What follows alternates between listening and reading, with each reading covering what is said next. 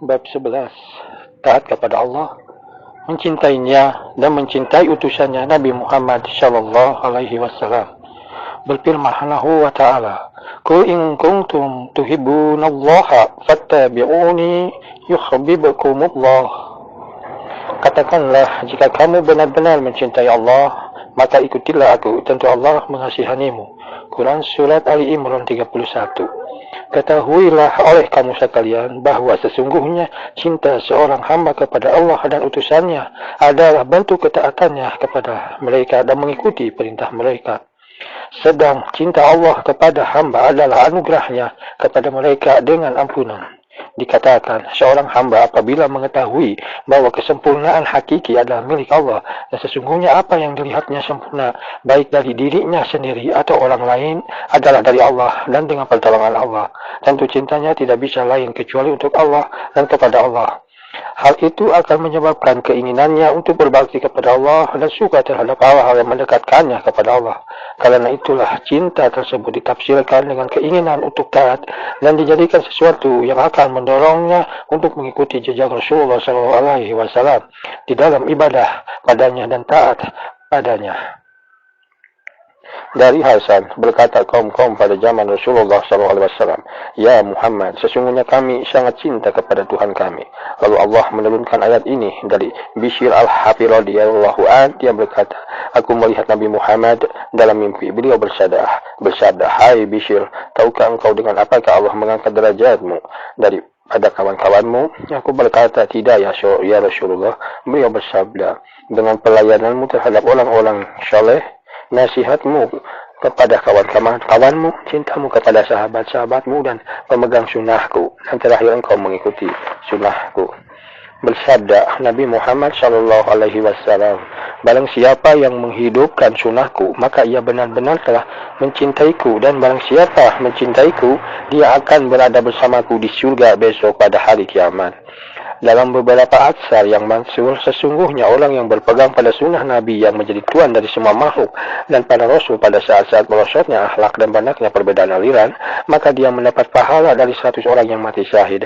Demikian di dalam kitab Syir'atil Islam, beliau juga bersabda, semua umatku akan masuk surga kecuali orang yang enggan. Mereka bertanya, siapa yang enggan itu? Beliau bersabda, barang siapa yang taat padaku, dia akan masuk surga. Barang siapa yang durhaka padaku, dia benar-benar telah enggan. Setiap perbuatan yang tidak berdasarkan pada sunnahku, maka itu adalah perbuatan durhaka. Sementara ulama ada yang berkata, seandainya engkau melihat seorang syekh terbang ke angkasa, berjalan di atas air, makan api, atau semisalnya, tetapi dia meninggalkan sebuah fardu dari fardu-fardu Allah, atau sebuah sunnah dari sunnah Rasulullah dengan sengaja, maka hendaklah engkau tahu bahwa dia adalah orang pembohong dalam pengakuannya. Perbuatannya itu bukanlah keramat, melainkan istiraj. Aku berlindung diri kepada Allah, a'udzubillah, dari hal itu. Berkata Junaid, seseorang tidak sampai kepada Allah kecuali dengan pertolongan Allah. Sedangkan jalan untuk sampai kepada Allah adalah mengikuti jejak Nabi Muhammad sallallahu alaihi wasallam. Dan Ahmad Al-Hawari berkata, setiap amal tanpa didasari sunnah adalah batil. Nabi Muhammad sallallahu alaihi wasallam bersabda, barang siapa yang menyia-nyiakan sunnahku, haramlah baginya syafaatku. Demikianlah dalam kitab Syir'atil Islam. Sesungguhnya ada seorang laki-laki melihat dari sebagian orang gila sesuatu yang dia menganggap orang gila itu tolol dalam kelakuannya. Lalu diceritakan kepada Ma'ruf al-Kahfi yang hanya tersenyum mendengarnya. Kemudian dia berkata, wahai saudaraku, memang dia mempunyai orang-orang yang cinta hak-hak, orang kecil maupun orang besar, orang-orang yang mempunyai akal maupun yang gila. Lalu orang yang kau lihat itu termasuk di antara orang-orang yang gila. Dari Junaid, sesungguhnya dia berkata, guru kami Asy'ari telah jatuh sakit. Kami tidak tahu apa obat bagi penyakitnya dan tidak mengerti sebabnya. Seorang tabib yang pandai menerangkan pada kami agar kami mengambil sebotol air dari guru. Tabib itu memandang sebotol air itu dan mengamat-amatinya lama sekali. Lalu berkata, aku melihatnya sebagai air kencing orang yang sangat rindu. Junaid berkata, aku lalu pingsan tidak sadarkan diri dan jatuhlah botol di tanganku. Aku kembali lagi kepada guru Asy'ari dan aku ceritakan padanya. Dia tersenyum lalu berkata, semoga Allah melaknatinya, alangkah tajam penglihatannya. Aku berkata, adakah dapat terlihat kecintaan dari dalam air kencing? Dia menjawab, ya. Fudail berkata, apabila ditanyakan kepadaku, apakah engkau cinta kepada Allah? Maka diamlah, karena sesungguhnya apabila Engkau berkata tidak, maka menjadi kafirlah engkau. Dan apabila berkata ya, maka sifatmu bukanlah sifat orang-orang yang cinta kepada Allah. Takutlah engkau pada kemurkaan Allah. Berkatalah Sufyan, barang siapa yang cinta kepada orang yang mencintai Allah, maka sesungguhnya dia telah mencintai Allah. Dan barang siapa yang mengagungkan orang yang mengagungkan Allah, maka sesungguhnya dia telah mengagungkan Allah. Berkatalah Sahal, tanda-tanda cinta Allah adalah cinta Al-Quran. Tanda-tanda cinta Allah dan cinta Al-Quran adalah cinta kepada Nabi Muhammad SAW. Tanda cinta kepada Nabi Muhammad SAW adalah cinta sunnah. Tanda cinta sunnah adalah cinta akhirat. Tanda cinta akhirat adalah benci terhadap dunia. Dan tanda benci dunia adalah tidak mengambil darinya kecuali sebagai bekal dan persiapan menuju akhirat. Abu Hasan Al-Janjani berkata, persiapkanlah menuju akhirat. Abu Hasan Al-Janjani berkata, pangkal ibadah terbagi atas 3 unsur, yaitu mata dan hati dengan cara tafakur, dan lidah dengan kejujuran, kebenaran, tasbih dan zikir. Allah berfirman, Ujukurullaha jikran kasiran, wasyabihuhu bukaratan wa asila. Berzikirlah kamu dengan menyebut asma Allah dengan zikir sebanyak-banyaknya, dan bertasbihlah kepadanya di waktu pagi dan petang. Quran Surat Al-Ahzab ayat 41 dan 42. Sesungguhnya Abdullah dan Ahmad bin Hab datang ke sebuah tempat. Ahmad bin Hab memotong sepotong rumput bumi dan berkata, Abdullah, 5 macam hal telah berhasil menguasaimu. Kesibukan hatimu menghadapinya membuatmu lupa dari tasbih kepada Tuhanmu. Engkau telah membiasakan nafsumu terhadap kesibukan selain zikir kepada Allah. Engkau telah menjadikan itu sebagai kebiasaan yang akan diikuti orang lain. Engkau telah menetapkan pada dirimu hujjah Allah Azza wa Jalla besok hari kiamat. Demikianlah di dalam kitab Raunakil Majalis dari Asy'ari radhiyallahu anhu, dia berkata, aku melihat sawik dibawa oleh Al-Juljani. Dia memakannya tanpa dibasahi dengan air. Lalu aku berkata, mengapa engkau tidak makan makanan yang lain? Dia menjawab, aku telah menghitung waktu yang ada di antara mengunyah dan istifat, makan dengan tanpa dibasahi air seperti dilakukan ketika menelan obat. Terdapat 90 kali bacaan tasbih. Apabila akhirnya aku tidak mengunyah roti lagi sejak 40 tahun yang lalu. Syahal bin Abdillah makan dalam setiap 15 hari sekali. Bahkan apabila bulan Ramadan datang, dia tidak makan selama sebulan itu kecuali sekali saja. Dalam sekali waktu dia pernah bertahan untuk tidak makan dalam 70 hari. Dia lemah kalau makan dan menjadi kuat apabila lapar. Dia berdampingan dengan Abu Haman Al-Aswad selama 30 tahun dan tidak pernah dia terlihat makan atau minum, serta tidak pernah berhenti sesaat dari zikir kepada Allah. Dikisahkan Ammar bin Abdi tidak pernah keluar dari tempat tinggalnya kecuali untuk 3 hal: untuk sholat berjamaah, menjenguk orang sakit, dan mendatangi jenazah. Dia berkata, aku lihat orang-orang ini adalah pencuri-pencuri dan penyamun-penyamun. Umur adalah mutiara indah yang tidak ternilai, maka seharusnya dipenuhi dengan simpanan kekayaan yang abadi di akhirat. Ketahuilah, sesungguhnya orang yang mencari akhirat mesti menjauhi kehidupan dunia, agar tujuan hatinya benar-benar menjadi tujuan yang satu dan tidak menyimpang batin dari lahirnya. Tidak mungkin memelihara kecuali dengan memperhatikan lahir dan batin. Asy-Syubali berkata, ketika kantuk menguasaiku, maka pertama aku mengatasi dengan memakai celak dengan perasaan geram. Lalu kalau dengan cara itu kantukku semakin memuncak, aku akan mengarang pecolek celak dan bercelak dengannya.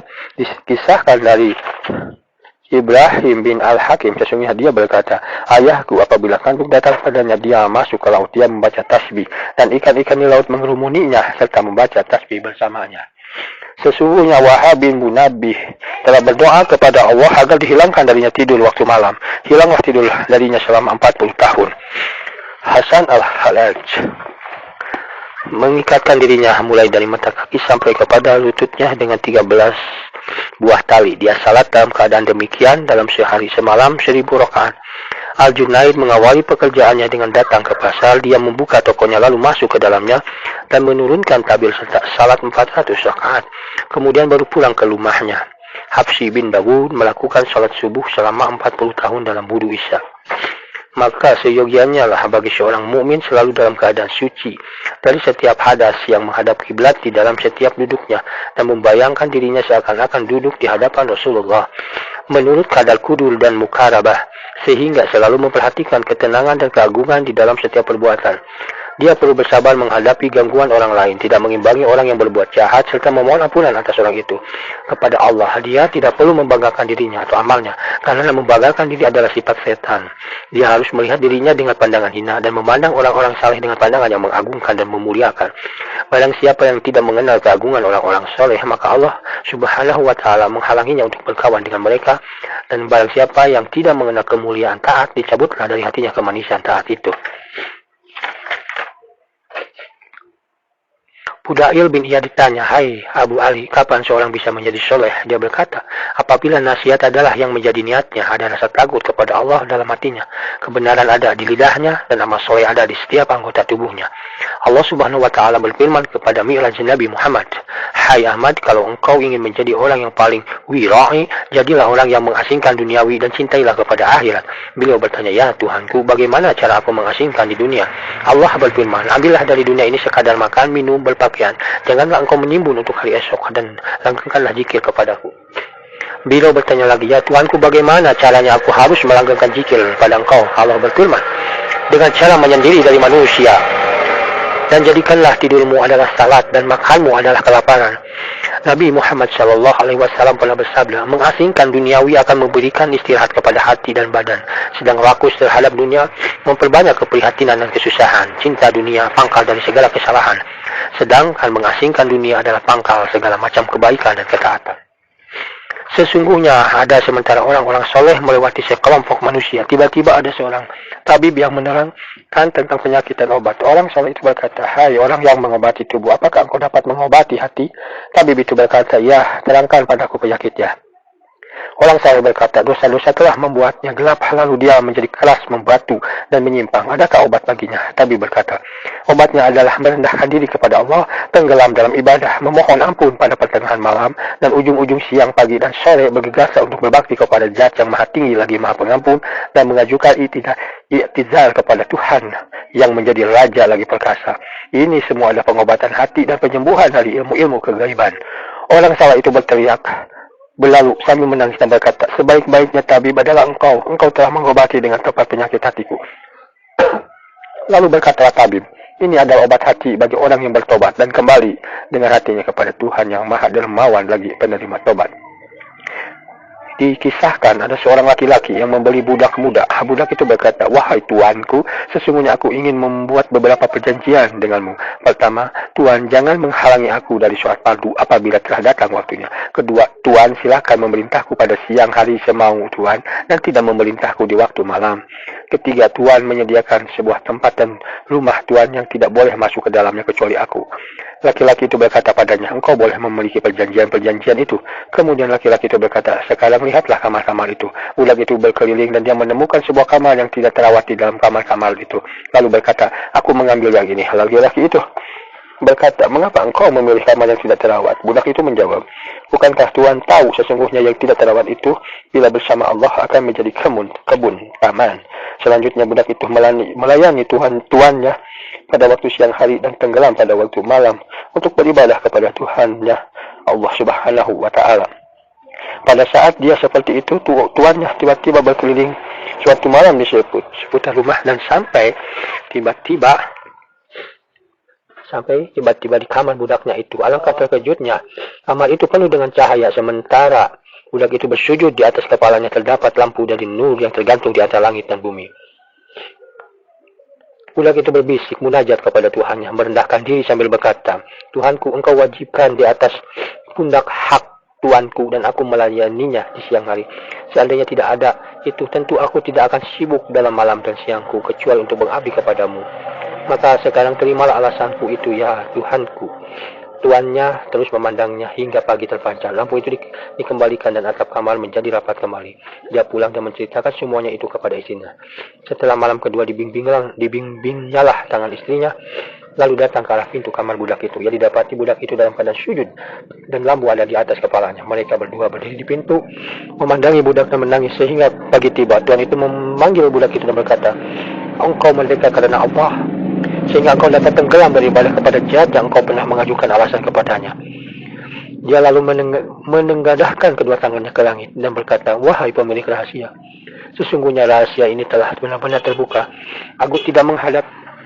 aku tidak menghendaki hidupku lagi. Setelah dia kemudian berkata, Tuhanku akan mohon kematian. Tuhanku, aku memohonkan kematian. Lalu dia roboh dan meninggal. Demikianlah keadaan orang-orang soleh dan orang-orang rindu kepada Allah serta orang-orang yang